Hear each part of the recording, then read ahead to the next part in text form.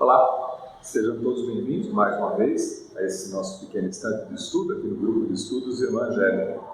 Estamos estudando o Livro dos Espíritos, hoje no livro 2, Mundo Espírita ou dos Espíritos, capítulo 2, Encarnação dos Espíritos. Esse é a terceira parte que fala sobre a alma, com isso a gente completa esse tópico. Então, o Livro dos Espíritos diz, na pergunta número 142, que dizeis dessa outra teoria, segundo a qual a alma, numa criança, vai completando a cada período da vida?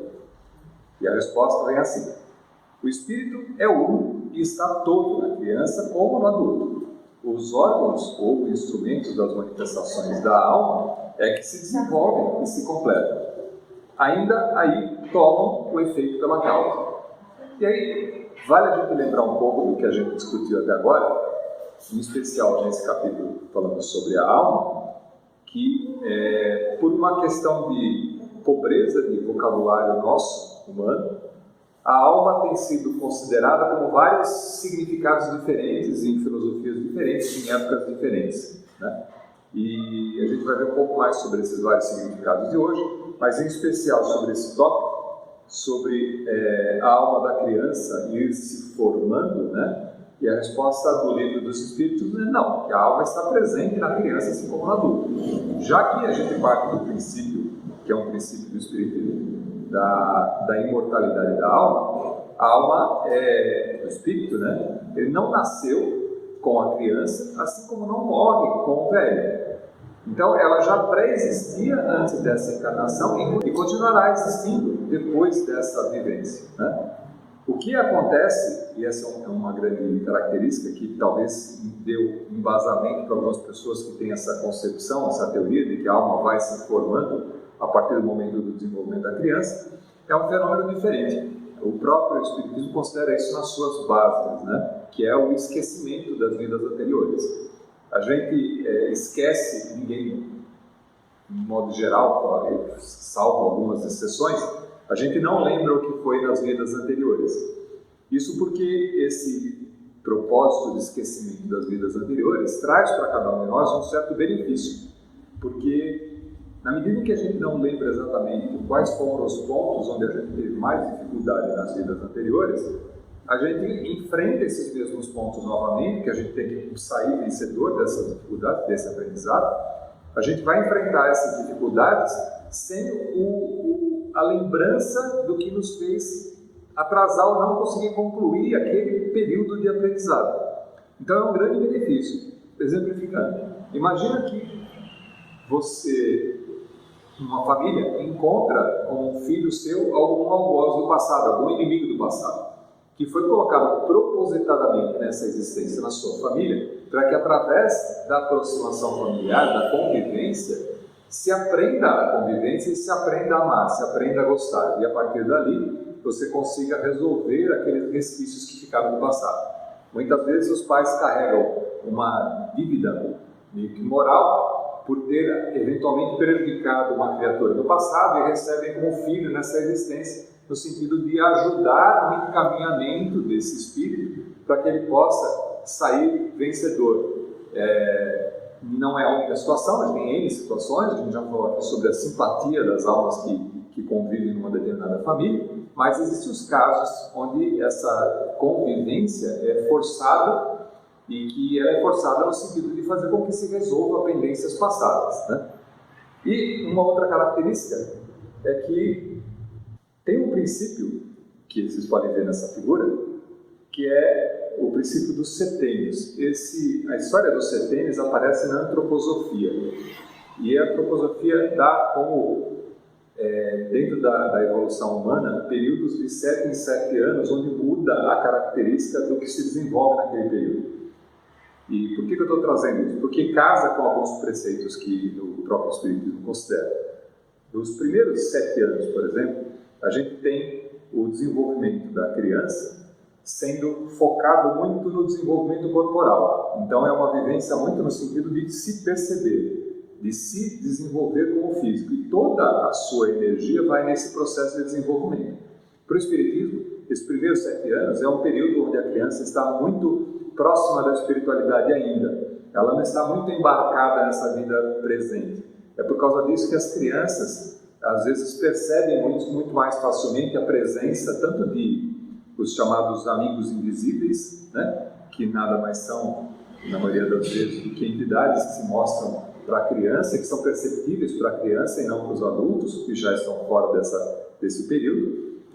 E as crianças têm uma vivência muito mais na espiritualidade do que na materialidade. E esse período é um período de desenvolvimento. A partir do momento que ela vai se desenvolvendo, está menos presente, vamos dizer assim, né, tomando consciência do seu momento presente, do seu corpo, existe também a possibilidade, e uma razão bastante pedagógica, de que os pais influenciem muito mais facilmente aquele espírito na formação da moral. Então é nesse período que se estabelece na educação familiar os conceitos de certo e errado, aquilo que pode e aquilo que não pode, aquilo que é justo fazer e aquilo que não é justo fazer, com pouca interferência ainda da característica ou da personalidade ou da história daquele espírito reencarnante, que reencarna naquele momento.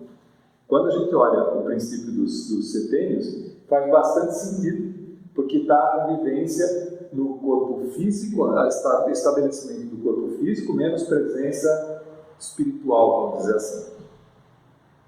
Na matéria aqui, existe mais a vivência do outro lado, do mundo espiritual, para a criança, para o espírito da criança, ela convive muito mais do outro lado. Passado esses 7 anos, entra numa nova fase, que é uma fase de desenvolvimento da consciência do eu. O eu começa a estar presente, e quando o eu começa a estar presente, características do espírito reencarnante começam a ficar cada vez mais presentes na vida corporal. Então é quando a criança começa a manifestar uma personalidade mais forte, começa a ter certas características que trazem o aprendizado do espírito, aquelas características que o espírito traz consigo. Então já foi feita a primeira parte da formação moral, quando os pais deram os preceitos do que é certo e o que é errado. Nessa primeira e segundo setênio, de 7 a 14 anos, começa um processo então do espírito se manifestar com seus gostos, com as suas predileções, com as suas orientações, que são fruto de toda a sua convivência e do aprendizado espiritual de todas as vidas anteriores, e por causa disso começam a se mostrar. Por isso que é tão difícil educar crianças a partir de 7 a 14 anos, porque elas começam a se mostrar e tomar consciência do eu, daquilo que eu sou de fato. E esse período vai até os 14 anos. Quando, a partir dos 14 anos até os 21 anos, que é o próximo setênio, começa a aparecer a afirmação do eu. É o relacionamento do eu com os outros, com o universo em volta, então a influência dos amigos, e a gente tem a adolescência e pré-adolescência, que comanda esse período, né? Que está muito na busca do seu próprio caminho, no adolescente, na pessoa, procurando a sua maneira de existir. Então casa bastante com essa história dos setênios. Para quem tiver curiosidade, tem um documentário atual na Netflix que chama 100 Humanos. É 100, número 100 humanos. E o interessante desses 100 humanos é que eles fazem algumas pesquisas sobre o desempenho de algumas faixas etárias. Então eles pegam pessoas dos 20, dos 40, dos 50, dos 60 e acima de 60. E dividem essas pessoas por faixa etária e estabelecem certos desafios para essas pessoas, tanto desafios de memória quanto desafios de produtividade. E é interessante ver como essa história dos setênios ela se reflete na maneira como o desempenho acontece lá. Eu não vou fazer spoiler aqui, quem quiser dar uma olhada lá. É bem interessante quando você casa com esse princípio dos setênios. Continuando, a pergunta 143 diz assim: por que todos os espíritos não definem do mesmo modo a alma? Né? E a resposta? Os espíritos não se acham todos esclarecidos igualmente sobre esses assuntos. Há espíritos de inteligência ilimitada que não compreendem as coisas abstratas. São como crianças entre vós. Também há espíritos pseudo-sábios que fazem alarde de palavras para se imporem, ainda como sucede entre vós. Depois, os próprios espíritos esclarecidos podem exprimir em termos diferentes, cujo valor, entretanto, é substancialmente o mesmo. Sobretudo quando se trata de coisas que a vossa linguagem se mostra impotente para traduzir com clareza. Recorrem, então, a figuras, comparações que tomais como a realidade. De novo, a questão que repete várias vezes nesse capítulo, que é a pobreza da linguagem humana, no sentido de usar a palavra alma com definições, com contextos completamente diferentes. Então, e a questão da falibilidade dos espíritos. Primeiro, que não é porque está desencarnado que é um ser sábio. A gente precisa confirmar a sabedoria, o quanto se adquiriu de sabedoria daquele ser que está encarnado hoje. Porque desencarnam aqueles que aprenderam, que têm uma sabedoria já grande, mas também desencarnam espíritos que são mais novos e que ainda estão no princípio da evolução. Desencarnam pessoas que são humildes e desencarnam aqueles que são orgulhosos. Então é fácil de a gente entender que quando uma mensagem de um desencarnado, de um espírito é passada através de qualquer meio mediúnico, você vai encontrar mensagem de todos os tipos. Então você não pode simplesmente considerar aquela mensagem que está sendo passada como verdade. Não é porque desencarnou que virou santo, né? A gente tem desencarnados de todos os tipos. Então, na hora de conferir por que o termo alma é conceituado diferente por espíritos diferentes? Ora, porque cada um deles tem uma vivência diferente. Cada um deles sabe ou não sabe. Cada um deles alcançou um nível de maturidade, ou de consciência, ou de razão, e nem necessariamente sejam diferentes um do outro, só tiveram uma evolução, uma vivência diferente, em filosofias diferentes, que por causa disso talvez representem o mesmo termo com um conceito diferente. Então, não é possível que você queira entender ou achar que todas as mensagens da espiritualidade serão todas obtendo a mesma resposta. Por isso, e daí a importância do trabalho de Allan Kardec, quando estabeleceu o Livro dos Espíritos. Ele fazia as perguntas para a espiritualidade, primeiro que o propósito dele era bem definido, e ainda assim as respostas eram checadas umas contra as outras. Parte das respostas que foram passadas foram descartadas porque não tinham um conteúdo relevante. As outras respostas foram catalogadas e comparadas para ver se faziam sentido, se tinham lógica. E ainda assim, não confiando na sua própria lógica, no seu próprio crivo da razão, Allan Kardec submeteu essas mesmas definições, esses mesmos conceitos, a várias outras pessoas da sociedade, para que elas pudessem também criticar e ver se fazia sentido aquele conceito que estava se estabelecendo. Então, de maneira que a Constituição do Livro dos Espíritos considera esse princípio da falibilidade dos espíritos, ou seja, não é porque desencarnou que virou sábio, que virou santo, que sabe tudo. Então é preciso considerar que espíritos encarnados também têm opiniões diferentes, assim como nós encarnados também temos opiniões diferentes sobre o mesmo ponto de vista, sobre a mesma questão. Pergunta 144. O que se deve entender por alma do mundo? O princípio, e a resposta: o princípio universal da vida e da inteligência, do qual nascem as individualidades, mas que os que servem dessa expressão não se compreendem as mais das vezes uns dos outros. Quer dizer, mesmo aqueles que usam o mesmo termo, alma do mundo, né, têm conceituações diferentes para esse próprio termo. É preciso considerar isso. O termo alma é tão elástico que cada um interpreta ao sabor de suas fantasias. De novo a questão, né? Repetindo, continuando, também a Terra há atribuído uma alma. Por alma da Terra se deve entender o conjunto dos espíritos abnegados que se dirigem para o bem às vossas ações, quando os escutais e que, de certo modo, são os lugares tenentes de Deus com relação ao vosso planeta. Aqui é uma conceituação também, e é bastante interessante. Eu fui procurar, esse termo para mim era novo, alma do mundo, né? Eu fui buscar a conceituação de alma do mundo para não correr risco de fazer um entendimento equivocado também, ser mais um com entendimento equivocado. E aí eu encontrei no Wikipedia umas definições interessantes. Diz assim: primeiro você vai encontrar que alma mundi, ou alma do mundo, teve a sua conceituação sendo modificada e alterada com o passar do tempo. Então tem um conceito na antiguidade, tem um conceito na Idade Média e tem um conceito diferente na Idade Moderna, com coisas representando o mesmo termo, né? Então, anima mundi, ou alma do mundo, é o conceito cosmológico de uma alma compartilhada ou força regente do universo, pela qual o pensamento divino pode se manifestar em leis que afetam a matéria. Ou ainda, a hipótese de uma força imaterial inseparável da matéria, mas que a provê de forma e movimento. Ou seja, nesse sentido, a alma do mundo aqui está no sentido de ser o grande provedor da energia que anima o mundo, ou que estabelece, que dá capacidade do mundo agir, do mundo se manifestar. O que é muito diferente nesse contexto do que é o conceito do espírito, né?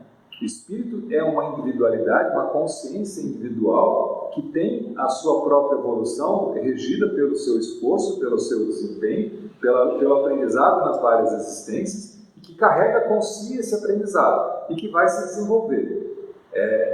Quando a gente fala de... É muito comum você... Se você procurar o termo alma, fizer uma busca rápida no Google, você vai encontrar coisas bastante diferentes. Então, alma, às vezes, tem a significação ou a expressão de cultura. Então, quando se fala a alma do brasileiro, né? A alma do brasileiro está carregada dos valores culturais que o brasileiro tem. Então, da nossa música, da nossa arte, da maneira como o brasileiro se expressa, das características de personalidade do brasileiro. Quando você fala da alma do europeu, da alma do paulista, da alma do carioca, traz imbuído nesse termo algumas características, alguns elementos a mais culturais que a gente reconhece e sabe entender do que você está falando, né? Que essa alma tem uma característica diferente, mas que não tem nada a ver com o espírito em si. Nós estamos falando de um outro termo, a alma no sentido cultural. A gente sabe que os conjuntos, né, a sociedade, a sociabilização, trazem uma certa personalidade para aquele grupo. Isso é manifesto quando você, por exemplo, pega agrupamentos maiores, tipo brasileiro, né? Quando a gente fala do brasileiro, ou do latino, ou do americano, ou do europeu, a gente consegue um conjunto de uma personalidade, como se a gente estabelecesse uma personalidade daquela figura que carrega toda a tradição e essa bagagem cultural daquele que está sendo ali representado, né? Isso traz para a gente um conceito de grupo que a gente se estabelece. Assim, cada casa, né, cada família tem uma personalidade diferente, tem costumes, tem hábitos diferentes. Então, se você sai de uma casa e vai para outra casa, existe um choque cultural, existem diferenças da maneira de proceder de uma casa para outra casa, e que são representadas pela soma daqueles espíritos que estão ali vivendo. Ou seja, aqueles espíritos se estabelecem através também de uma herança cultural que receberam dos seus antepassados e também da sua capacidade, das suas características de aprendizado que trazem de vidas anteriores, estabelece uma maneira de agir que dá uma certa característica, dá um tom diferente. Assim também os agrupamentos um pouco maiores. Quando você pega uma cidade, as cidades também têm características diferentes. Os estados têm características diferentes, os países têm características diferentes. Fatalmente, os terráqueos terão uma característica diferente de outros extraterrestres, ou seja, de outros seres que vivem fora da Terra. Por quê? Esses agrupamentos de espíritos carregam junto de si um resultado do relacionamento que se estabelece, e não só mais da influência daquela única entidade, daquele espírito. Então, é o conjunto dos relacionamentos que acaba estabelecendo isso que se chama a alma daquele agrupamento. Mas que, como a gente já viu, embora tenha influência do espírito, porque tem a carga do espírito naquele sentido, não tem nada a ver, conceitualmente, uma coisa é uma coisa, outra coisa é outra coisa. Não tem a ver uma coisa com outra, necessariamente. Continuando, a pergunta 145 diz assim: como se explica que tantos filósofos antigos e modernos, durante tão longo tempo, hajam discutido sobre a ciência psicológica e não tenham chegado ao conhecimento da verdade? E a resposta: esses homens eram precursores da eterna doutrina espírita. Prepararam os caminhos, eram homens e, como tais, se enganaram, tomaram suas próprias ideias pela luz. No entanto, mesmo seus erros servem para realçar a verdade, mostrando prós e contras. Demais, entre esses erros se encontram grandes verdades que um estudo comparativo torna apreensíveis. Então, a questão aqui é que, é lógico, se todo mundo que tivesse estudado hoje, se todos os cientistas tivessem aprendido todas as situações, a gente já teria alcançado a iluminação completa, teria alcançado a perfeição. A cada época, a cada período, é dado segundo a nossa capacidade de compreensão. Então, a ciência avança, cada um de nós avança no passar do tempo, na medida em que a nossa consciência também se estabelece, se melhora, se avança, consegue compreender coisas mais complexas. Nesse sentido, a gente tem a própria evolução da própria religiosidade. O aparecimento de Moisés veio num tempo trazendo um aprendizado, uma mensagem que era possível da compreensão dos seres que estavam encarnados naquela época. Espíritos mais simples e ignorantes, que tinham uma certa limitação intelectual, que era a limitação intelectual daqueles que viviam na época, e que aquilo era possível de ser passado. Consciente disso, mais tarde precisou passar um tempo e vir Jesus para esclarecer certas situações e falar, não é bem assim. Eu não estou vindo aqui para desmontar tudo aquilo que foi dito, não vou negar toda a lei mosaica, mas estou trazendo um esclarecimento, uma luz nova sobre os fatos, porque algumas coisas estão sendo entendidas de maneira errada. Então a revolução que Jesus estabelece é no sentido de dar um patamar, um passo adiante, um degrau a mais em cima daquela informação que estava sendo passada. Mas também existia a consciência dele como espírito, muito mais evoluído, de que nós não estávamos preparados para aprender tudo. Então demandaria ainda um longo tempo ainda de discussão e aprendizado em cima daquilo que ele ia deixar, que já era uma reforma em cima do que Moisés trazia, mas que não era possível aprender a apresentar tudo. Então certas coisas estão contidas ali. Prometido o Consolador, que mais tarde viria, no caso do Espiritismo, que aparece por volta de 1848, 50, 53, com a publicação 57, a publicação do Livro dos Espíritos. Você tem uma maneira diferente de enxergar os mesmos pontos. De novo, não se contradiz o que o Cristo havia dito, como não se contradiz o que Moisés havia dito, mas se dá um olhar diferente, agora com uma capacidade de entendimento diferente. É como se você tivesse, costumo comparar muito, como se estivesse explicando matemática para uma criança. Você primeiro ensina a criança a fazer conta de mais, depois você ensina a fazer conta de menos. Você não ensina a criança a fazer conta de números negativos. Não dá para tirar um pedaço do bolo quando não tem o bolo, não dá para ficar devendo o bolo. Então você ensina a criança a tirar do maior, de algo maior. Mais tarde, e muito seriamente, eu costumo brincar, a gente aprende durante a vida que sim, dá para ficar negativo bastante, né? Principalmente na conta bancária, né? Dá para ficar bem ruim essa história. De maneira que a gente precisa avançar para poder entender uma maneira diferente e uma complexidade em cima daquilo. Não significa que nós estamos negando o ensinamento da lição que foi dada na primeira infância. Significa que é um pouco mais complexo e a gente reformula aquilo trazendo um conceito diferente. Você não consegue explicar para uma criança que está aprendendo e sabe fazer o mais e menos, o dividir, que existe raiz quadrada, né? Não vai querer explicar a fórmula de Bhaskara para a criança que está no primeiro ano do jardim de infância. Não dá. É preciso que ela evolua para poder mais tarde conseguir entender. Assim, a gente pode fazer um translado com a vida espiritual. Nós precisamos também estar aptos e ir aprendendo com o passar das existências para poder receber ensinamentos mais profundos e mais complexos, porque aí nós estaremos preparados lá. Então o Espiritismo vem, por que ele aparece só 1800 anos depois da vinda do Cristo? Porque era o tempo necessário para que a humanidade se desenvolvesse em termos de consciência, para que nessas várias existências que nós tivéssemos preparados para entender conceitos mais complexos. Da mesma maneira que eu acredito que também será necessário daqui a algum tempo, talvez muito menos tempo de 1800, que foi a ideia de Cristo até o Espiritismo, de avançar com esses conceitos que o próprio Espiritismo traz, no sentido de que o Espiritismo também não poderia dizer tudo, não poderia explicar tudo, porque nós também não estamos preparados ainda para entender certos conceitos. Certas questões ainda são um mistério, mesmo quando a gente olhando sobre a ótica, sobre a luz do Espiritismo, muita coisa já fica mais clara, mas algumas coisas ainda a gente precisa de evoluir. E a ciência ajuda nesse sentido, na medida que entende como funciona o universo, como funcionam as coisas. De maneira que o próprio Livro dos Espíritos estabelece que ele não era contra a ciência, muito pelo contrário. O Espiritismo apoia a ciência porque ele considera que a ciência, no final das contas, vai acabar comprovando aquilo que a espiritualidade estava antecipando, que era possível antecipar. Mas, fatalmente, não era possível antecipar tudo. Porque a gente viu muito frequentemente, em vários capítulos do Livro dos Espíritos, que a limitação do nosso vocabulário e a nossa pouca capacidade de entender as coisas traz para a gente um limitante no sentido do que eles podem nos explicar e o que eles não conseguem explicar ainda. De maneira que eles também, aqueles que estavam explicando, também precisavam continuar o seu próprio desenvolvimento, na medida em que não são seres também absolutamente perfeitos e compreendendo tudo.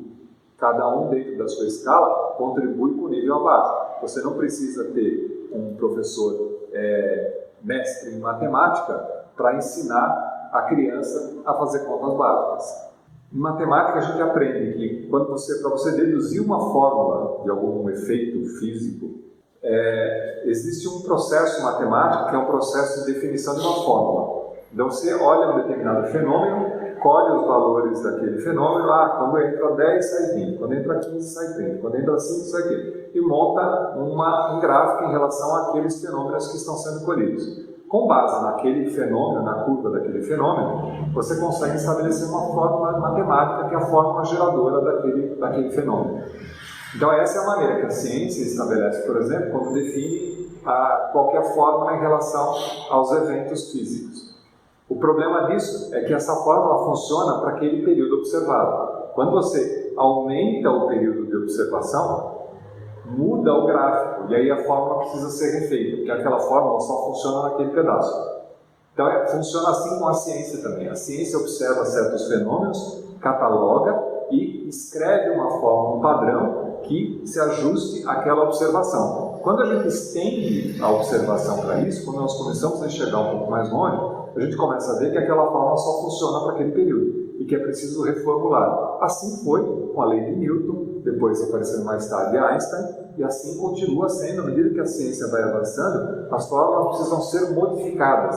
Elas não estão negando o que foi no passado, mas elas estão ampliando o horizonte do que a gente consegue chegar. Então isso reflete bem essa característica que nós temos de entendimento do mundo e por que o Espiritismo, em certos pontos, ele adianta certas concepções a respeito disso, na medida em que ele nos ajuda a entender o relacionamento com a espiritualidade, muito mais do que a gente tinha antes, mas que também não é fato cabal. Se não é porque foi dito isso, acabou, você não precisa entender mais nada. Se tivesse feito isso, nós não teríamos mais nada a aprender. Existe ainda uma infinidade para a gente poder alcançar. A perfeição está muito longe do estado atual, isso é bem claro, é bem fácil a gente notar, né? Afinal, a humanidade não está tão boa assim como a gente consideraria que tivesse entendido tudo.